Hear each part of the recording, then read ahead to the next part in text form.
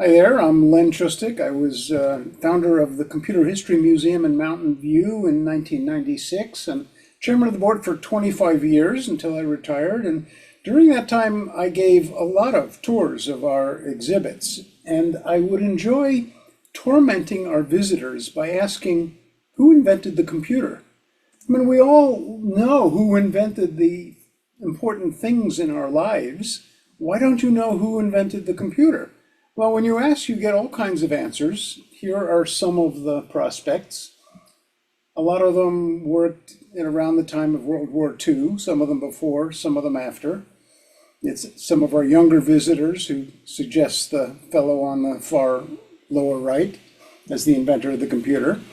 But of course, these are all the wrong answers. As far as I'm concerned, the right answer is this handsome gentleman who lived during the Victorian era, Charles Babbage. Lived his entire life in London. He was the son of a wealthy banker, so he didn't need to work for a living, but he was brilliant. They called him a polymath. He was a mathematician, a philosopher, an inventor, an economist. He graduated from Cambridge University without ever taking an examination at the age of 22. He actually joined the faculty there, and he held the same chair that Isaac Newton had held, the Lucasian Professor of Mathematics. But it really pissed off his colleagues because, as near as we can tell, he never taught a course and never gave a lecture. It was an honorific position as far as he was concerned. But thanks to his father, he lived well in the Marylebone area on the west side of London. He was part of the elite social and intellectual circles. He was a bon vivant. He would have these Saturday evening soirees at his house with up to 200 people, some of them famous. Other Charleses like Charles Darwin and Charles Dickens. Felix Mendelssohn showed up, Michael Faraday, Alexis de Tocqueville, and in particular a 17-year-old young lady by the name of Ada Lovelace, who was brought there by her mother to meet the then 42-year-old Babbage. And we'll talk more about that later. Babbage's life was not without tragedies. He married the same year he graduated from Cambridge, but his wife died 13 years later. They had 8 children, only 4 of whom survived childhood, and his father died the same year his wife did. That was a mixed blessing because he was the only surviving son. He inherited a large estate, financial estate, worth about $15 million in modern terms. But he was a prolific writer. He was part of the Science Society of London. He was critical of it. He wrote about the decline of science in England compared to what was going on in Europe. He wrote a famous book on the economy of manufacturing. He toured the factories of the Industrial Revolution and proposed a division of labor mechanism, which basically anticipated what Henry Ford did 50 or 60 years later. You would call it today operations research. The book sold well. It was translated into 4 different languages. Later on in life, he wrote a memoir called the Passages from the Life of a Philosopher. By that time, he had become something of a curmudgeon, and one of the chapters in that memoir is a chapter on street nuisances, where he rails against the organ grinders with their monkeys in the streets who were making a nuisance and keeping him from doing his important work. But he was a prolific inventor of things both realistic and ridiculous. Here's one of the ridiculous things. He invented a scheme for walking on water by using discarded library books strapped to your feet that would hopefully open up as you pressed your feet down on the water and keep you afloat. Well, needless to say, it didn't work so well. He actually tested it out on the Dart River in the south of England and nearly drowned. But of course, that's not what he's famous for. What he's famous for, in the words of Doran Swade, are 2 things. One is for inventing the computer, and the second is for failing to build it. And here it is, 190 years later, and no one has yet built the computer that Charles Babbage invented in about 1840. Now, Some of you who have been to the Computer History Museum or were there 7 or 8 years ago might say, but wait a minute, didn't I see the Babbage computer in the museum? Well, not exactly. We did have this machine there for 8 years, and it was designed by Charles Babbage, but it's not a computer. It's a calculator that he called the difference engine. He also failed to build that, but it was built in the 1990s by Durrance Wade, a curator at the London Science Museum, and it works perfectly. It's a beautiful machine. It's a decimal digital calculator. It's not binary, it's not analog, it's a decimal digital calculator where each wheel represents one decimal digit based on the position, which of the numbers is facing most forward. Here's a little video of it in operation.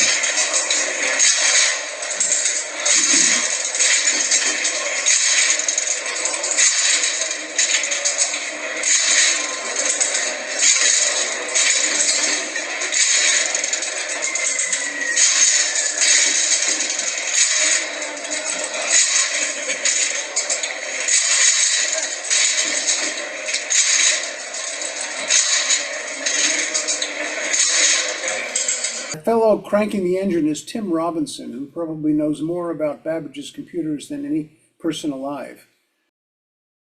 But this was not a computer. This was a calculator that did only one thing. It did additions, and it computed polynomials, a mathematical formula, by a method called the method of differences. If you tabulate the function and then take the difference between successive values and then the difference between the differences, eventually you get to a point where they're a constant. So for a second order equation, the second difference is constant, which means that with a couple of additions, you can compute the next value. And the machine that we just saw does that for seventh order differences. But that's all it does. It's not a general purpose computer. It has no software. You can't get it to do anything else. Now, Babbage had tried to build that thing. He spent £17,000, which is about $2 million today, which came from the only venture capitalist of the day, which was Queen Victoria. And he tried for 10 years to build it. He only made about a third of the parts it needed. He ran out of money. He got into fights with the people who were building it. He got into fights with the government about who owned it and who was going to pony up additional money to make it work. And the entire program collapsed. Now, part of the reason for the collapse was that Babbage discovered or invented, in the meantime, the computer. And he spent far more time in his 50 active years working on analytical engines, the computer, than he did working on calculators. But he made no attempt to build any of his computers, any of his analytical engines. Here's a top-down view of what one of his computers might look like. Each of these circles represents a tall column of those rotating digit wheels, maybe 40, 50, 60 digits of numbers. So each number was 40, 50, or 60 decimal digits. He divided the computer into two different sections, just as we do today. The left part that surrounds the big circle is the mill. That's the processing unit. We call it a CPU these days. The part on the right with the wheels in a row is called the store. That's the memory. That's where you store values to be added or multiplied or subtracted. And he tried really hard to make this thing fast. So for example, the multiplication and division, he starts off by pre-computing all 9 multiples of the multiplier or the divisor so that you can do the subtraction or addition for multiplication and division really fast. And of course, it was programmable. He had 3 different kinds of punched cards. Some of you may remember punched cards from the 60s and the 70s and 80s. He had 3 kinds of punched cards that would control the software. The programming cards on the upper right, the variable cards on the upper right that would say what variable to read and write in the memory, the operation cards that would say what to do, and number cards that would represent constants. This was done in 1838, 1840. He came up with about 35 different versions of these plans for computers. None of them are complete. Every time he got near the end of completing a design, he said, wait a minute, now I have a better idea for how to do something. Let's start all over again. So he left us 35 different designs.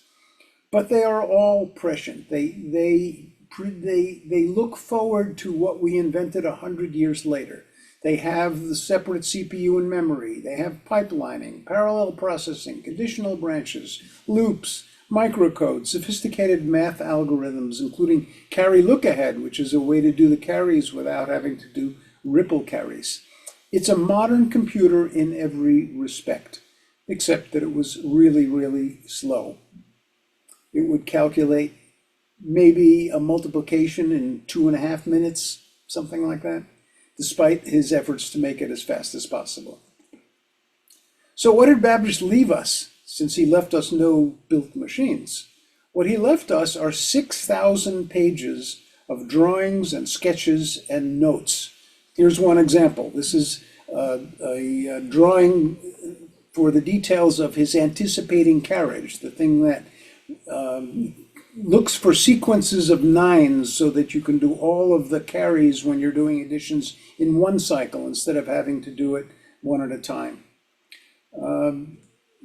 Here's another example, more parts of the anticipating carriage. These are all drawings that have no dimensions. They are scaled 1-to-1. You figure out how big the parts are by putting a ruler on the page. Here are notations that indicate which parts in the design move other parts. It gets very complicated, so he had to have some mechanical notation. It's kind of a mechanical programming language for figuring out how the machine works. He also had to describe how the sequence happened, how from moment to moment in the execution of a program, the machine would change operations. And this is a sequencing table. Here's an example of what we would call today a flowchart that shows how it makes decisions when going from one place to another. He left us thousands of pages of what he called his scribbling books, his notebooks where he just wrote down ideas, some of them half-baked, some of them wound up eventually in the designs of some of his computers. Some of them are really rough sketches. Sometimes he would just be working out arithmetic examples that he thought would be hard for his machine, and then he would work through how the machine would handle that particular difficult case. Every once in a while, there's something amazing in his journal. And here's the page in March of 1842, where he invented something that's very important to computers, the conditional branch, or the if-then-else. It's the way that computers change what they do on the basis of the result of a previous calculation. And he said, you can read it here, decided there shall be 2 new operations, to ascertain whether any variable in store is equal to 0, and to ascertain the accidental sign of a variable. So based on those conditions, you can change what the machine is to do. That's what makes it a modern computer. Now, it's very hard to visualize from Babbage's drawings what the thing really looked like, what how the mechanisms really work. Here are some modern drawings that show how the calculating parts worked. These are by an Australian named Alan Bromley, who worked in the 1980s to explain how Babbage's computers worked. The number wheels on the left transmit information to the number wheels on the right. If you read the wheels on the left and set them to 0, transmitting it to the number wheel on the right, then it's essentially adding what was on the left to the number on the right. And then, of course, you have to deal with the carries. The things in the middle are shifters that allow you to move the number from, let's say, the units position to the tens position, which effectively does a multiplication by 10. So you can get a free multiplication or division by 10 as it's doing in addition. Now, Alan Bromley was one of only 4 people who have ever studied the analytical engine in detail. And 2 of them are dead, so there are only 2 people alive, I'm not one of them, who really understand the design of Babbage's computer. Here's a representation of his anticipating carriage. That was the thing he was most proud of, the way he could do the carries, what happens when you add 1 to 99999, and to be able to do that in one cycle. Here's an example of the microprogram barrels, the way that the computer sequences a complex operation like multiplication and division. He had barrels with studs screwed to them that represents a kind of fixed program that would implement multiplication or division or signed arithmetic or any of that. Here's what the user's program was going to be stored on: punched cards. They're just like punch cards we used in the 1960s, except different format. And where did Babbage get that idea? Well, we think he got it from weaving, from the jacquard loom, which is shown on the left, invented in 1803. Very successful invention.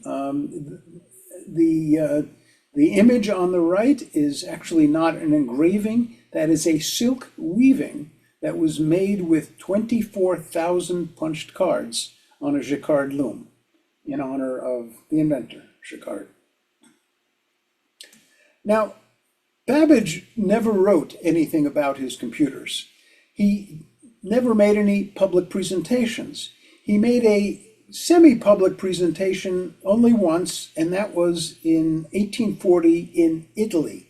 And as a result of that, an Italian mathematician named Luigi Menabrea published an account of Babbage's computer in French in a Swiss journal, rather obscure.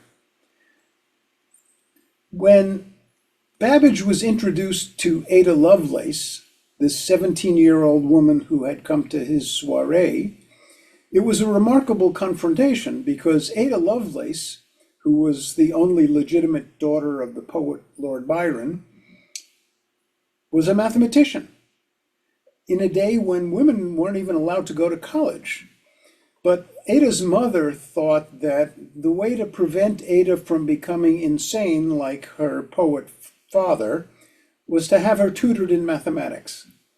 Now, I don't know if that's a good psychological theory, but she was. She was privately tutored by important mathematicians of the day and became a modestly prolific mathematician. She was precocious as a child. She studied flying. She wanted to design flying machines. And after the introduction to Babbage, she started working with him on imagining how his computer might work, what you could use it for, how it would function. And she started imagining how it would execute programs for doing mathematical computations. They had an active correspondence, and they met every so often. One of the things she did, probably on Babbage's recommendation, was to translate that article written in French by an Italian into English. And in 1943, she published her translation of that paper. And her translation is 3 times longer because she added an additional 20 pages of her own notes about how the engine works.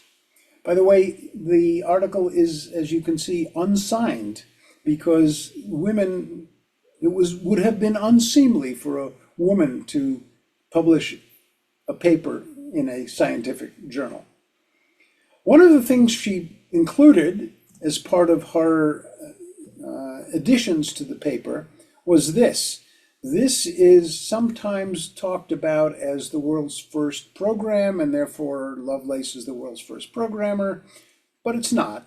It's not a program. There really was no instruction set for the computer. What this is a trace. It's a sequence of the internal state of the machine as it's executing a program, in this case to compute an obscure mathematical function called the Bernoulli numbers. But it's the first demonstration of how an automatic calculator would do a complex calculation by itself under the direction of software. So, because there was no programming language and she never really wrote a programmer, she isn't the world's first programmer. But arguably, she did two things which were much more important. Babbage was totally focused on this computer as a calculator of numbers. He wanted to do mathematical research for it. What Lovelace realized was, and this is a quote from her, the engine can arrange and combine its numerical quantities exactly as if they were letters or any other general symbols. It might act upon things besides number. The engine might compose elaborate and scientific pieces of music. She realized that the numbers the machine was manipulating could represent other things in the real world. Notes, text, images. She foresaw the way we use computers today in a way that Babbage never did. She also began thinking about whether the machine could think for itself, kind of AI. Her conclusion was that it couldn't, that the analytical engine has no pretensions whatever to originate anything. It's just following instructions that somebody has given it. And that's still a current debate today about whether computers can or will ever be able to think. But she was the first to begin to imagine what the power of computers could be. She also was one of the first who tried to think about how the human brain could be analyzed as a machine. And she said, I hope to bequeath to the generations a calculus of the nervous system. Now, Babbage, as she realized, was a hopeless manager, and he had failed to build the difference engine, the calculator, and he would fail to build the analytical engine unless somebody else was going to manage the project. So at one point in 1843, she offered to do it.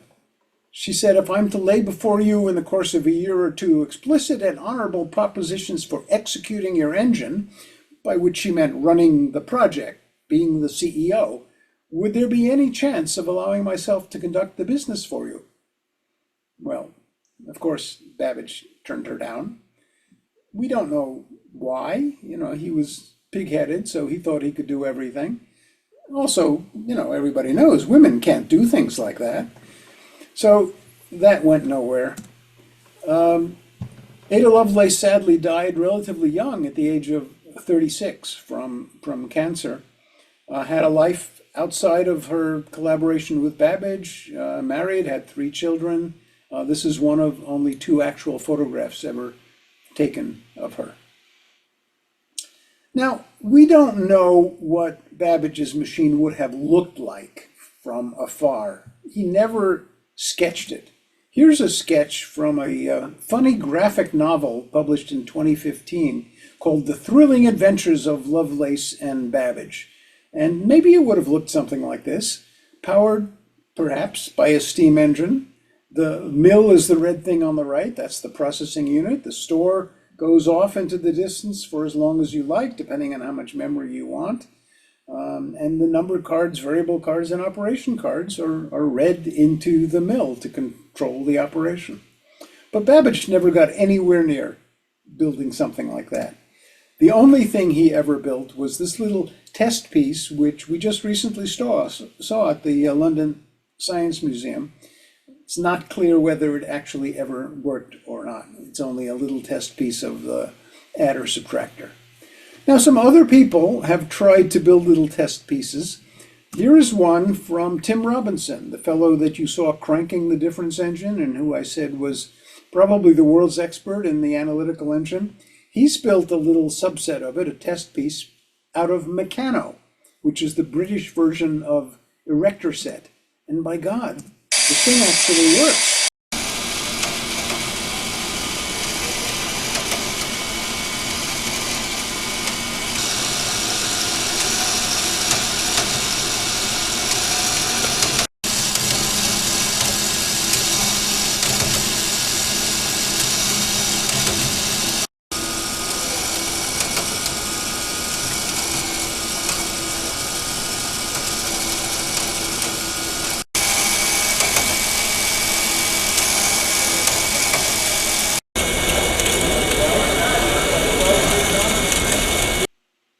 Now, this got me all excited, of course, and I discovered that there was a project that started about 14 years ago. It's a British nonprofit organization called Plan28.org, and they have in mind the idea to build Babbage's analytical engine. So in 2024, I said, that sounds great. I want to join that project, and started working with them. They have accomplished basically nothing in 14 years. The only accomplishment is what Tim Robinson has been doing, analyzing Babbage's 6,000 pages of drawings and notes that are in the London Science Museum. And I was proposing to them to, instead of building one of Babbage's complete engines, to build something simple and to build it here and have it be in the Computer History Museum. Well, they rejected both of those proposals. So I declared my independence and wrote a paper declaring my independence. And we are on amicable terms, but we are now independent but parallel efforts to try to do something to demonstrate that Charles Babbage invented the computer. Their Plan 28, they think, will take 15 to 20 years and cost $20 to $40 million. They want to pick just one of Babbage's plans, complete it as Babbage would have, to make it out of 19th century materials, and of course make it in the UK. I want to build a simpler plan that will take only 4 to 5 years, cost a couple of $1 million. It's an amalgam. It's inspired by Babbage's engine, but is not exactly like any of them. And it's simplified, and I'm happy to use modern materials. And of course, I want to build it here and have it be an exhibit in the Computer History Museum. Look, I'm 77 years old. I can't sign up for a 15 to 20 year project. Let's see if I can do this 4 to 5 year project. The differences between their project and Babbage's complete engine and mine are significant. Although I think not fundamental. You can see that many of the important things I am going to be doing. I'm not going to be doing the table-driven multiplication and division, which is only there to try to make it go faster. I'm not going to be doing multi-word arithmetic, which, Babbage thought that 20 or 30 digits per number wasn't enough. He wanted to be able to do an arbitrary amount of them. And I'm happy to use 3D printed parts to build these machines. I am convinced that if Babbage had had access to a 3D printer, he would have used it and he would have succeeded in building his machine. So I'm off to the races. I'm designing the instruction set of what the computer will use for the software, will execute. It's a minimal instruction set that's sufficient to do any mathematical problem you want. I have a simulator that shows how that instruction set would be used to compute various equations. I've done a simulator at the next level down of how do you simulate the barrel that controls the microprogramming and the digit wheels that store the numbers and the anticipating carriage that does the additions and subtractions. We have an advantage today that Babbage didn't have. We have a computer that we can use to help us design other computers, and I'm using that. Babbage had not computer-aided design, but cardboard-aided design. He would cut out pieces of cardboard in the shapes of the components that he needed to build and manipulate them on his desk to see how they fit together and whether they worked. I, on the other hand, have computer-aided design. So I can design the parts, I can simulate them.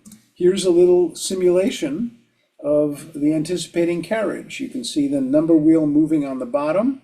That does an addition. Now it raises to record the carries, lowers them to get them out of the way, and then moves it to do the carries. It's a great advantage to have computers to simulate other computers. But then, of course, you have to build it in real life. So the thing on the upper left was my first really old primitive 3D printer. I now have a more modern printer, the one on the bottom left, and I'm busy making gears and wheels and gadgets. Here's an assortment of some of the strange looking devices I'm using to create my pieces of the Babbage engine. And that's an example of the prototype I'm building, which has storage for two 4-digit numbers, has on the right, has the shifters that multiply and divide by 10, and then on the left has the adder subtractor plus Babbage's very famous anticipating carriage to do the carries in one cycle. And here's what it looks like. The part on the top is the Babbage mechanism for doing what I just described. Now, Babbage, of course, would have raised and lowered all of the shafts and rotated them using gears and wheels and cams. And in the long term, I will have to do that as well. But in the meantime, for testing purposes, I've got a cheat. The thing on the bottom is a 21st century exerciser for the Babbage machinery. It's stepper motors and microprocessors that allow me to control the lifting and rotating of those shafts to see if the Babbage mechanisms work correctly. So what I can demonstrate for you is that machine computing Fibonacci numbers. Now, Fibonacci numbers are a simple sequence where at any time you compute the next value of a sequence by adding the two numbers in the sequence that came before it. So it becomes 1, 2, 3, 5, 8, 13, 21, and so forth. That's supposedly the rate at which rabbits multiply, but maybe not. Here is a little video of that prototype actually computing Fibonacci numbers. The circled numbers represent the answers. So the value of each of these digit wheels is the number which is facing forward.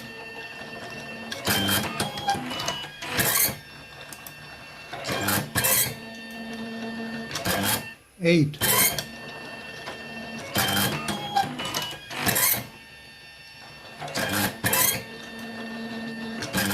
13.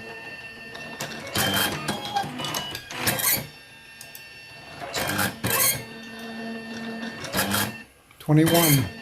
Now that's actually running at the speed that Babbage wanted it to run at. It's running at 0.157 seconds per digit. But there's a lot more I have to do. I haven't done any of the programming cards, I haven't done the microcoding barrels, and I haven't done the gears and shafts on the bottom that will control the machine with mechanics rather than modern electronics. So maybe I'm 1 year into my 5-year project. The question is, will it work? Various people have been asked over the years about whether Babbage's computer will work. At the time, the Royal Astronomer, which was basically the chief scientist of England at the time, was asked to evaluate Babbage's machines and opine on whether the government should invest more money. And his conclusion, he was talking about the difference engine, was that it's worthless. The thing is a humbug. More recently, John Walker, who was the founder of Autodesk, who was a fan of Babbage and looked into his analytical engine and wrote some simulators for it, said it's unlikely in the extreme that a machine so large would not fall victim to tolerance creep, where a long sequence of almost right parts results in a part that doesn't work because the errors accumulate. He said it would be beyond crazy to try to raise the funds to construct the complete analytical engine. Well, I guess I'm beyond crazy. Babbage, of course, blamed his failure not on himself, but on English society. He couldn't get any funding beyond the initial funding he got, and he said at one point, "Propose to an Englishman any instrument, however admirable, and you will observe that the whole effort of the English mind is directed to find a difficulty, a defect, or an impossibility in it. If you speak to him of a machine for peeling a potato, he will pronounce it impossible. If you peel a potato with it before his eyes, he will declare it useless because it will not slice a pineapple." He doesn't feel he was well treated by the British scientific establishment. He started off as a handsome young man, worked for 50 years, became a bitter and disappointed old man, and at one point said, another age must be the judge of his accomplishments and what he did. Well, we are at that age. Donna and I spent the month of May in London, and one of the things we did was visit the grave of Charles Babbage, where all it says is Charles Babbage and gives his dates. It doesn't say, here lies the inventor of the computer.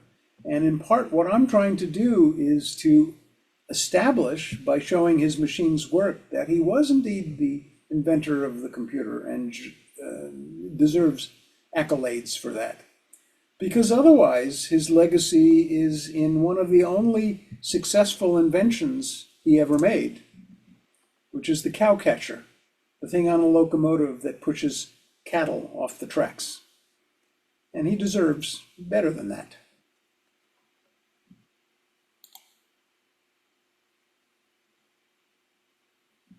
You are on mute. I'm done. All right. Thank you for that.